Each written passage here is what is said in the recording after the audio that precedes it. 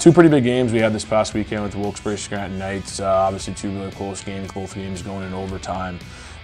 Friday night we're missing a few key components of the team, but the guys really persevered. Some guys stepped up in different ways. Some guys who maybe haven't been in the lineup as much as other guys really kind of stepped in and provided some really good opportunities and really good spark to our group. And we were able to persevere in that game.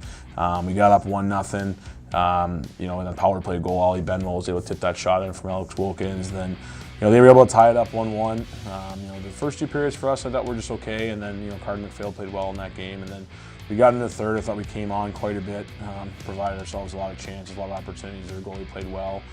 In the overtime period on Friday was a little bit back and forth, and it was one of those kind of weird plays where, Alex kind of a weird broken play at one end, back check the other side, and in 3-on-3, it's a lot of open ice and guys get kind of thrown around different positions. And it was funny because it was Ollie Benwell, our forward, taking a rush against as a defenseman. He breaks it up and then he chips a puck out to Alex Wilkins, who's our defenseman, who goes on a breakaway. So kind of unique way that overtime and 3-on-3 overtime can sometimes work. And Alex went down on a breakaway and buried it. And he had a great game that night. So obviously he had the assist on the first goal and got the overtime winner.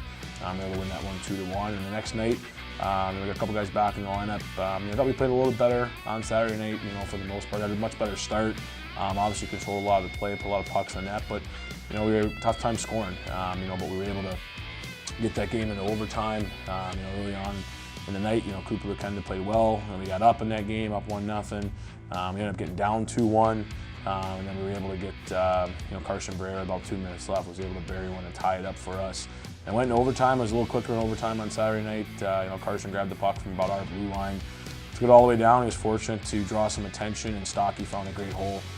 Made a nice pass over to Bennett, and Bennett was able to bury it on the second shot and win that game in overtime for us. So, you're not going to always win every game as much as you want to draw them up, but you got to be able to find a way to get the points. And both nights we were able to do so. So obviously getting 4 points at home was really big for us. Carter and Cooper both played very well over the weekend, which was nice to see out of both those guys. And as we get back here in practice this week, we got to head out for a big road series against the Northeast Generals, and they got a lot of games coming up in February, a lot of games at home.